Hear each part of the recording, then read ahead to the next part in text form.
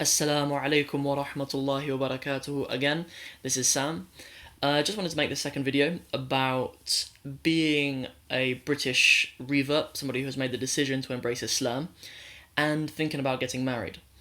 So you might think about getting married to somebody else who is from your culture, as well as somebody else who's embraced Islam, or maybe their grandparents embraced Islam, or maybe their parents embraced Islam, and they are white British Muslims as well. Or you might be considering a particular ethnicity that you think has certain benefits, or you think you have certain stereotypes about certain ethnicities that makes you like the idea of marrying into another ethnicity. And in this video, I'm not gonna make any statements about which is better or worse. I'm just gonna suggest some things which maybe you should consider, maybe you should contemplate a little bit before making any sort of rigid decision based on ethnicity. Obviously, there are pros and cons to each. Marrying into another culture can be challenging.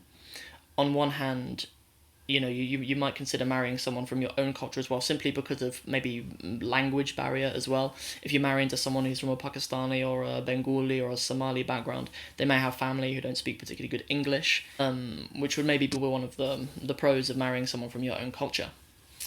But perhaps the biggest fitna for a lot of white British people who get married and is the actual wedding itself, because quite often in the Muslim community, white British people who embrace Islam are sometimes invited to adopt certain elements of different cultures as well as just Islam. But really, you should consider whether you should have to do that. You should consider whether that's even a good thing to do that, because I think for as long as we encourage our white British reverts to kind of become more Pakistani when they embrace Islam, or to become more Somali when they embrace Islam, the longer it'll actually take to form an indigenous, organic, white British Muslim community. Because that's really, as more white people start to embrace Islam, as more people in the UK start to embrace Islam, we forge a belonging white British Muslim identity. We should think about the ways that other cultures did it. Obviously, there was a time when people who are now Pakistani Muslims weren't Muslims and didn't have a Muslim identity. Likewise for Albanians and Turks, and likewise for Somalis and Egyptians and Moroccans and so on. So we should think about how did they receive Islam, and how did they internalize it with their culture. And now we know Moroccans and Egyptians and Tunisians and Yemenis as being Muslims, but obviously they weren't once. So I think there really needs to be attention from, white British indigenous Muslim scholars to think about, okay, how should a white British person who embraces Islam get married, and how should they implement their religion? For things that don't have a specific ruling, like things that are, for example, the way in which you propose to somebody is mubah, like it's, there's not like a clear ruling. So is there anything wrong with a white British person proposing to another white British person, if a white British Muslim wants to propose to another white British Muslim, if he's to get down on one knee with a ring? Like, is there anything wrong with that? Like, I'm not a scholar, I'm not saying that there is or that there's not, but I think, often when you do things like that, you're accused of being like the kuffar, or you're like accused of tashabbuh. You're accused of imitating the kuffar. You're imitating the non-Muslims by doing this. But really, if you're to imitate the Muslims, then you'll be doing things from a Pakistani culture, or you'll be doing things from a Somali culture, if there's not a strictly Islamic ruling within it. And I think that's a real challenge that I think white British Muslims encounter. So, obviously, as I said, I'm not saying that it's better to marry another white British Muslim, or that it's better to marry a Muslim from another culture. But what I will say is that it's quite an achievement of Islam how we have such successful marriages between cultures. Like, my wife and I are from such different backgrounds, in every way.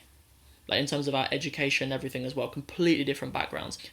But yet, simply because of Islam, we have this marriage where we love each other to bits, and we try our best to please Allah subhanahu wa ta'ala we're waking each other up for Fajr, we pray together, we make dua together, we have the same goals, we have the same reference points, we know what's right, we know what's wrong. Regardless of that, if it wasn't for Islam, there's no way that that love would exist. There's no way that that marriage would exist if it wasn't for Islam. So that's something to consider as well. Like, it's an incredible achievement of Islam that two people can be unified like that simply under La ilaha illallah. So those are a few things for you to consider a little bit, really. Obviously, whoever you get married to, and often you don't decide really who you decide that you like or anything anyway. Like, I didn't really know.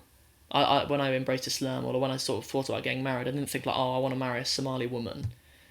Like, I wasn't thinking like that necessarily, but I did sort of contemplate whether it's better to marry into a Muslim majority family, or to marry into another white British family.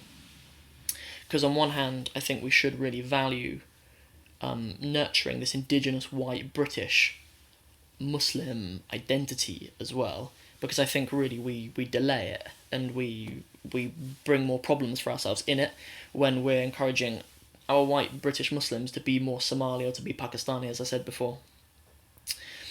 And something else to consider is that if you marry another revert, you may be marrying into a family that has no other Muslims. It might just be you and your husband, or you and your wife, who are the only Muslims in your whole family.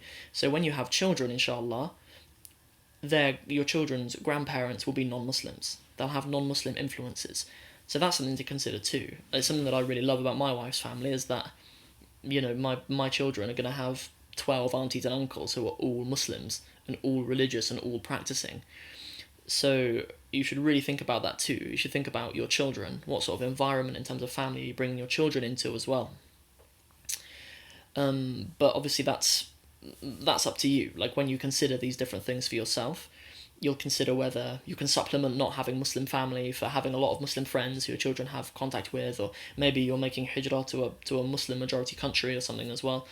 So yeah, those are just a few of the different things that I've thought a little bit about along my journey, and I hope that helps. Assalamu alaikum wa rahmatullahi wa barakatuh.